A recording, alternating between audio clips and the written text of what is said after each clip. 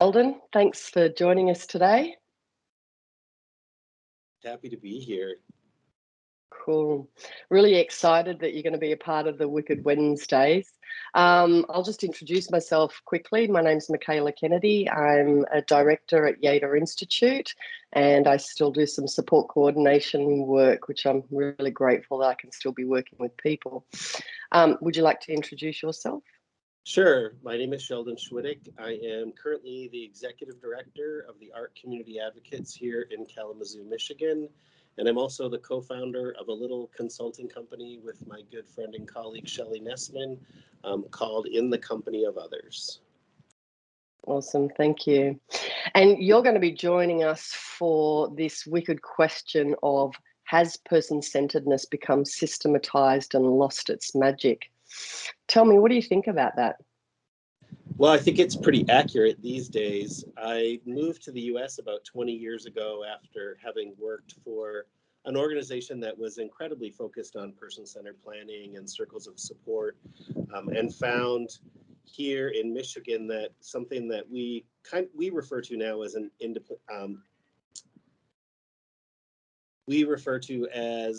a individualized plan of service has really been renamed a person-centered plan. And ultimately, there's a big difference between those two things. So the system has already been usurping it for a long time now. But fortunately, here in Michigan, there's a core of people who have been looking at and practicing real person-centered planning for all of those decades leading up to that.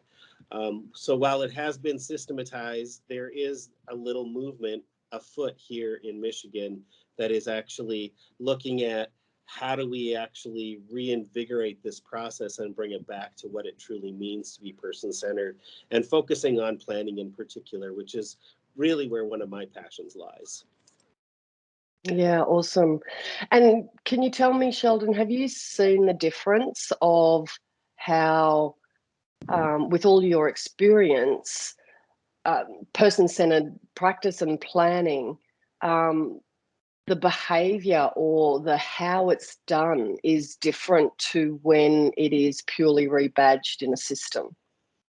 Oh, definitely. I think that relationships are truly the key to good person-centered planning, and many of the markers and goals and outcomes that people are looking for in the system get built into that person-centered plan, but they don't tend to focus on some of the outcomes that are actually more meaningful for people, as in community connections and meaningful employment and meaningful connections to other people in the community outside of service land. So for me, and I've been doing a little bit of work in New Jersey with a friend of mine and doing some specific plans, and it is amazing the response that families give to this process that is so very different than what they're used to when they're fully in the system and only being facilitated, or their work is only being facilitated by the system. So it's Yeah, a big awesome. difference.